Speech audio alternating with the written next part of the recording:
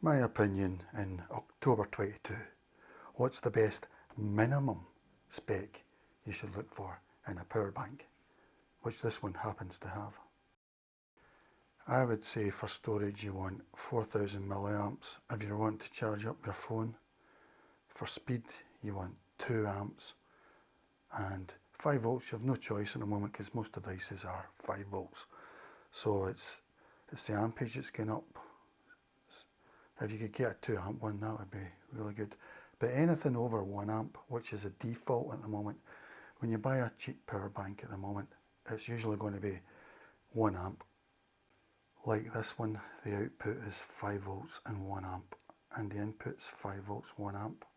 So I find these just too slow now, and a bit old fashioned, but they're still the norm really, at the cheap end. So if they're increasing the ampage, they're increasing the power, and they're increasing the speed, it charges up. Same when it charges up, and also when you're charging up something else with it. As you can see here, the input's 5 volts and 2 amps, which is 10 watts. Watts equals volts times amps.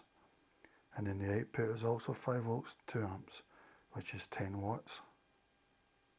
Here for input and output, it's 5 volts, 1 amp, which is 5 watts.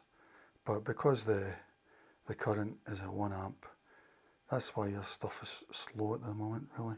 So this should charge things up at double the time, or charge itself up in double the time. I'm basing this on charging up a phone, and since a good phone has, say, a battery of around about 4000 milliamp hours, I've picked that. But you've got to remember that you usually only get about, say, 56% out of a power bank. So even though the power bank says 4000, I might only be getting 2200 out of it. So for a 4000 milliamp hour battery in a mobile phone, I may only be able to charge up 56% of it, even though it says 4000 milliamps hours. That seems to be true for all power banks, really.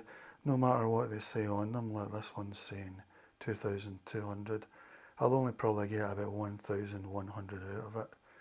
And it's because the batteries in it work at 3.7 volts.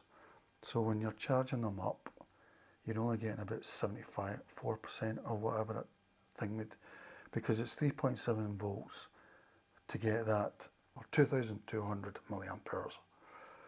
So I'm only getting 74% of that when I present it to the mobile phone.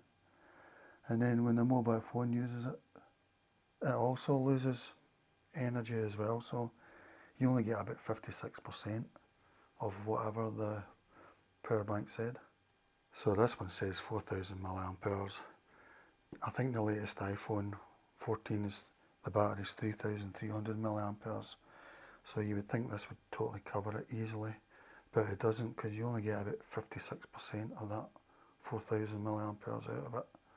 So I would only charge it, say, about 2/3 or something.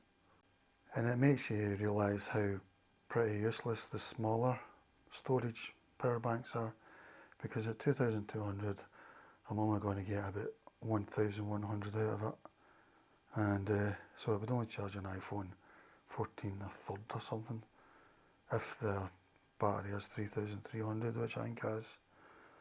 So really these smaller power banks, they're just too small because you're only getting half of their output. I'll take a look at this STK Powerbank 4000 milliamp hours. It seems to be obsolete now. It doesn't look as if they make it anymore.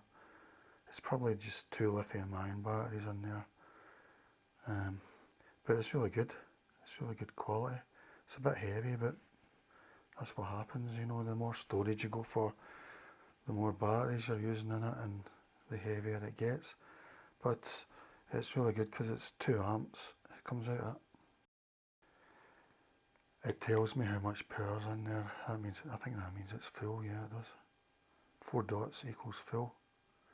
It's got a torch on it as well, which I thought was a bit of a gimmick, but it can be useful. You know, if you're out in the dark, you've not got anything else.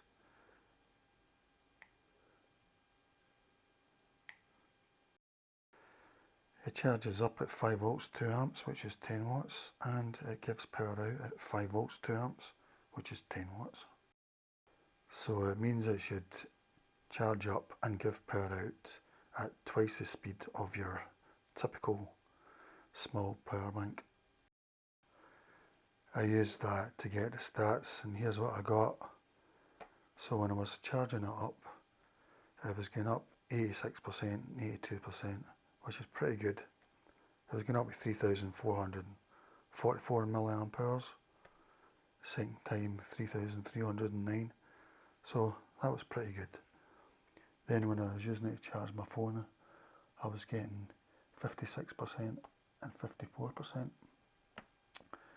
That was 2,268 milliamp hours, which is not 4,000 milliamp hours, as you'll notice, and 2,186 milliamp hours.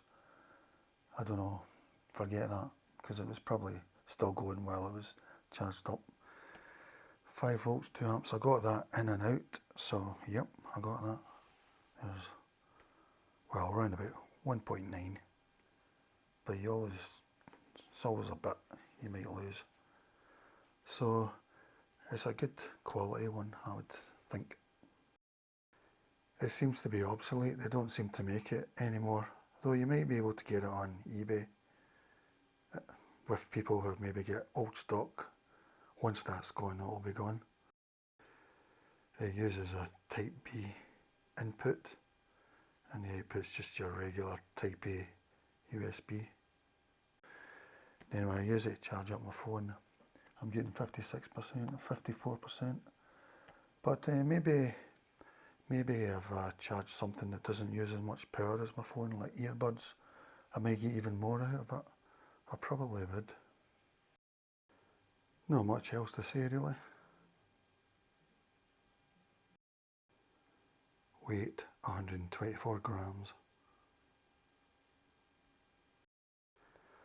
Alright, that's my opinion really. The main points are, really you want speed, so you want more than 1 amp, even 1.25 amp, 1.5 amp. Anything's better than 1 amp, which is a default currently. And I think you want a bit more than, say, 2,200, I'd say 4,000.